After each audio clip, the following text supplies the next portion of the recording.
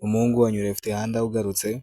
Yego, maje kuba update kuri mining interlink, ko niyo mining muri iyi minsi itugaragariza icyizere. Yego, ubu ngubu iki noneho kinzanye kano kanya ni ukukwereka utuntu tumwe kuri wallet nyine. Wallet bita ITRX wallet, ariyo wallet amacoin yawe naba verified azahita yibikamo. Yego, wowe utarayifungura ntabwo bigoye kuyifungura, woroherwa ugakanda hano handitse wallet, hano ugahita ujya kuri create. Urumva, wamaye umaze gukanda hano noneho ukajya kuri create wallet, ugahita ushyiramo passcode, ugahita ukomeza, igahita irangira kabiri yafungutse. Ni ibintu biba byoroshye. Noneho nk'umuntu usanzwe ayifungura araza gutya agahita yandikamo passcode yiwe nyine isanzwe, passcode yiwe. Ni ibintu biba byoroshye.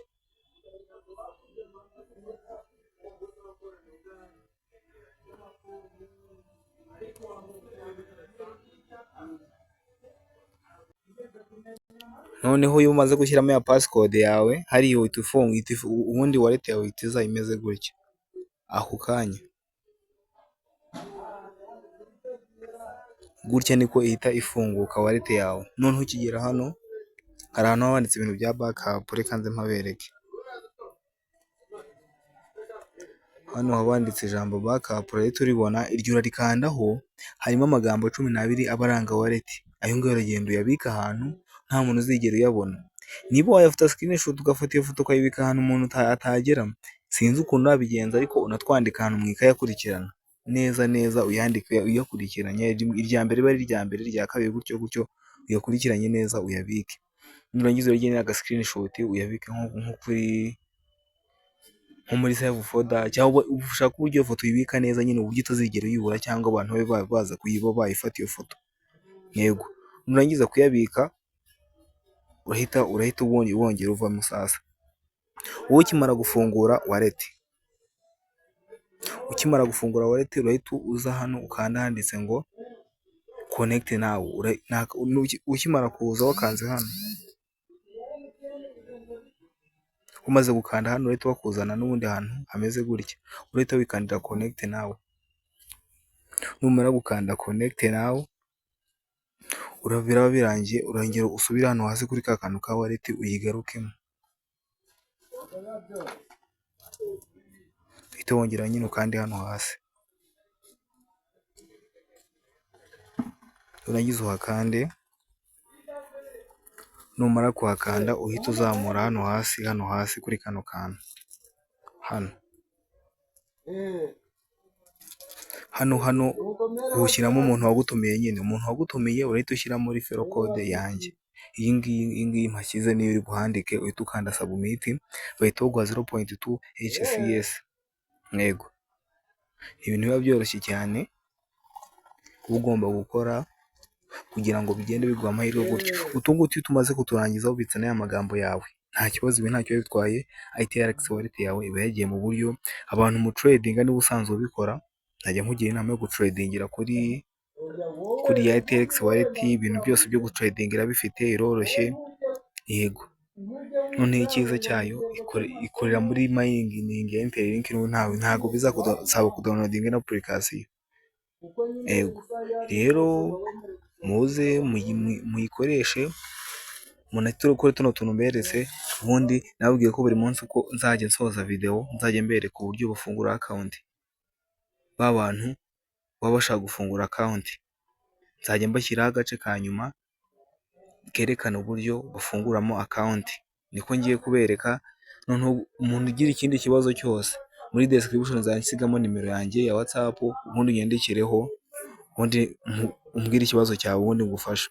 Abantu mushaka kuba abambasaderi unyandikira kuri iyo nimero ya WhatsApp nta kibazo. Yego, n'ikindi kibazo icyo ari cyo cyose ufite, cyangwa icyifuzo, cyangwa akana kariko kose unyandikira ukambaza, nta kibazo, ndagusubiza. Sabwo reka nze nshyiraho ka video ko yafungura account ku bantu batarayitangira, uburyo uyibahereza iyi video bayirebe kugira ngo ize kubafasha nabo be gucikwa n'aya mahirwe. Urahita uze ushaka application ya Play Store, nurangiza uyifungure, ujyaho usacingira ama application nk'ibisanzwe. Yego, ukimara kuhafungura uhita ugenda wandikemo Interlink. Dore ngiyo application urayisanga muri ako kamenyetso, iriya niyo application uri budownloading. Iyi ngiyi kinamaze kuyidownloadinga, ngenda hita nkanda kuri open hano.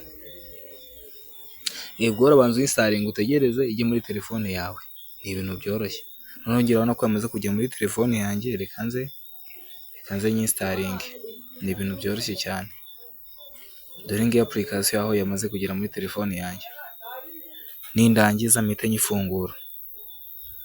Wowe niba ari ubwa mbere ugiye kuyifungura, irahita yaka gutya.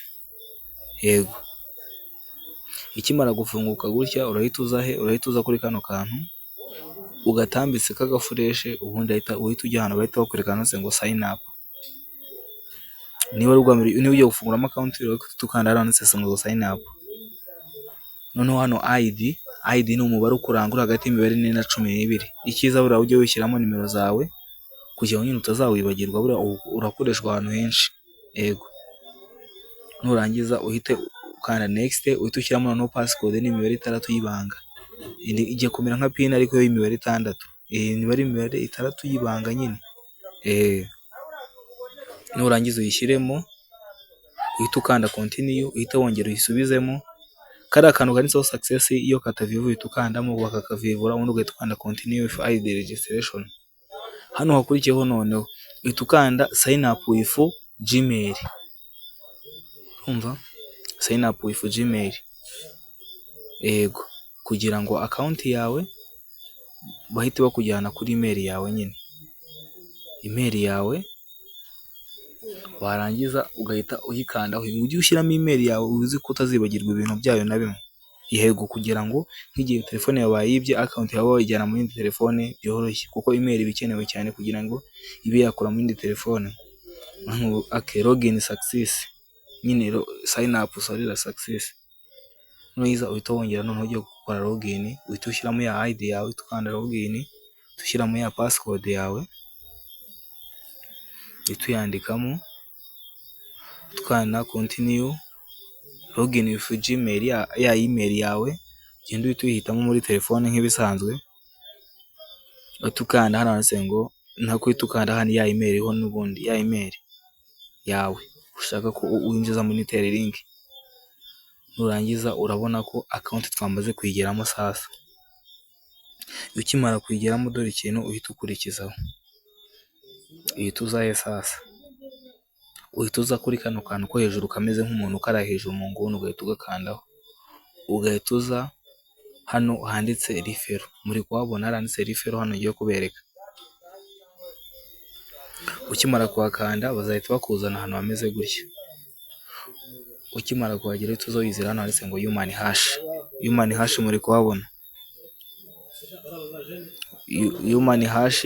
Ukihagera ahantu munsi bazandika ngo enter referral code. Hano enter referral code, hano urahashyira ino referral code yanjye hano kuri screen. Yego, iyi ngiyi wamaze kuyishyiramo wana verify isura, bakongerera coin. Niba miningaga 20 bahita bagwa 30, bakongeraho nyine kimwe cya kabiri cy'izo miningaga. Noneho iyo ukimara kuyishyiramo referral code uhita ukanda hano submit,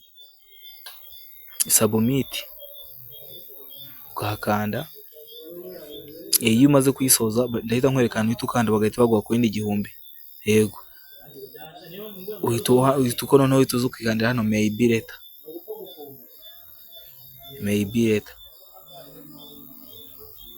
Uhita wakanda, ubundi iyo umaze gushyira muri referral code yanjye uhita ujyamo hano hasi, uhita ukanda hano handitse mine ATR, uhita bagwa coin 1000 ugishyira muri referral code yanjye, wakanze submit kurana bikweretse.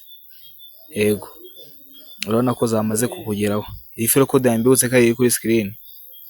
Yego, uhita usubira inyuma, uhita uza hano handitse ngo verify, I'm not verified yet. Hano hantu niho hantu hambere y'ingenzi muri Interlink buriya. Hano hantu iyo uhaverifiye baguha coin nyinshi, bakabona kuri n'umuntu wa nyawe, kugira ngo bigende bite, kugira ngo uzana kwemera ko wanagurisha coin. Iyi ni nka KYC yo mu yandi ma mining, niba muzi bya KYC. Yego, iyi ngiyi utayikoze neza biba ari ibibazo. ubundi ugahita uyinjiramo tukanda hariya ukavivuramo ugahita ukanda next. Murabibona inzira bicamo, tukanda next ubundi bahita bakuzana hano ushyiramo iki isura yawe ku mpande zose kugira ngo baze kukubona nyine, hariya uzishyiramo zose mbibutse ko ugomba kuzishyiramo. Ubundi urabona ko hano coin 1000 zamaze kuhagera, coin 1000 zamaze kuhagera, murimo murazibona. Noneho hano bakanda bamayininga, reka nze makwereke. Murimo murabona ko account yanjye yamaze kuyigeramo Mine ITRG. Mine ITRG urabona ko buri masaha n'umuntu agomba kumayininga coin 1000.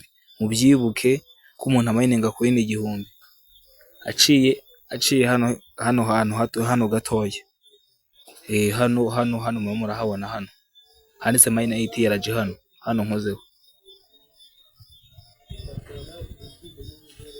Noneho hano ku ruhande ni security sako. Umuntu ube yafunguye account ya verify isura ashyize muri referral code yanjye aze kuza mushyire muri security sako kugira ngo nawe ujye mining izindi coin mu gitondo nyinshi. Yego rero iyi mining muyishyiremo imbaraga, nayibagira inama yo kuyijyamo.